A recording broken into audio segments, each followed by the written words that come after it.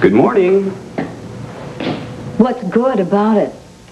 Well, you got Kelly back under your roof, and you and I are about to close a deal. You disgust me. Come on, Dorian. Can't we at least be civil? No.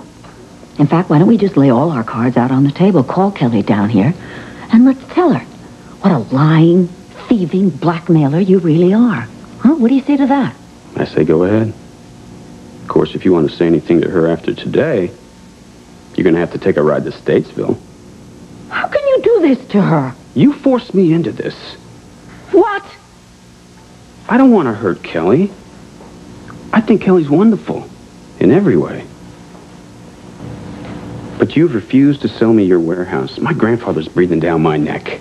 So, you've left me no other choice. I'm sorry. But if you say one word to her about my so-called blackmailing, or even try to come between us, this town is going to find out that Kelly caused Blair's accident, and then try to cover it up. No one is going to believe you. I guess you're right. The cops will want hard evidence.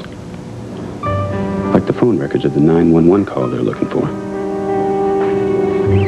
I could speed their search up with 2 little words.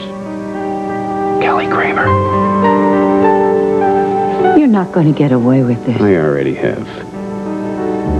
Now, do you want to go call Kelly? Or should I?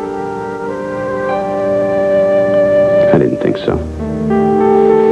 You're out of options, Dorian. Except one. Sell me that warehouse and keep your mouth shut. This isn't over.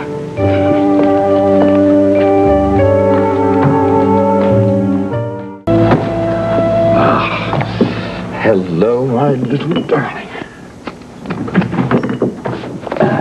I hate him. I hate him. I hate him. I hate him. I hate him. Well, Drew's up. Yes, he's up. And lording it over me as if he and Kelly are about to become lovers. We've got to do something about that smarmy little weasel, and soon. If Kelly's in trouble, I'll do whatever I can to help her. You know that. I don't deserve you. Now, what's our first step? Well, if we need dirt on Drew, we go to the horse's mouth.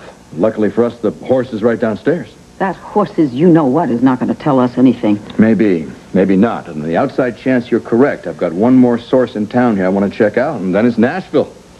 Becky Lee. Yeah, well, she shouldn't be too difficult to find if she's a singer. I've had my share of Opryland adventures. You're a country music fan? Oh, come on. You can't beat the old-timers. Merle Haggard, Patsy Cline, Hank Williams. I defy you to name me a song that'll break your heart faster than I'm so lonesome I could cry.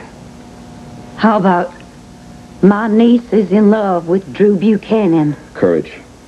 That one's never going to be written. From your lips. Really, when her misguided affair, her liaison with Joe was finally run its course, I was hoping that she would get involved with some nice, substantial young man. Instead, she's hooked up with yet another of Asa Buchanan's conniving grandsons.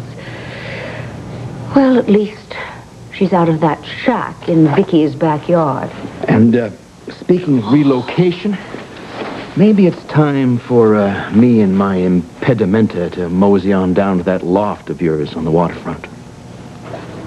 There's a little problem with that. Why? What? Okay, the sculptor that was using it, it was as a studio, so I have got to get a residential certificate of occupancy from the building department, and that could take a couple of weeks. I'm sorry. It's all my fault. Same way it's all my fault that Drew's been able to get his claws into Kelly. Oh, how could I be so naive? No, you're to blame for everything. What about that hole in the ozone layer? What are you going to do about that? Why don't you give yourself a break? Everything doesn't happen because of you. I've run across enough smarmy little weasels like Drew Buchanan in my time to have learned one thing about them at least. Which is? They always leave a trail. Hmm.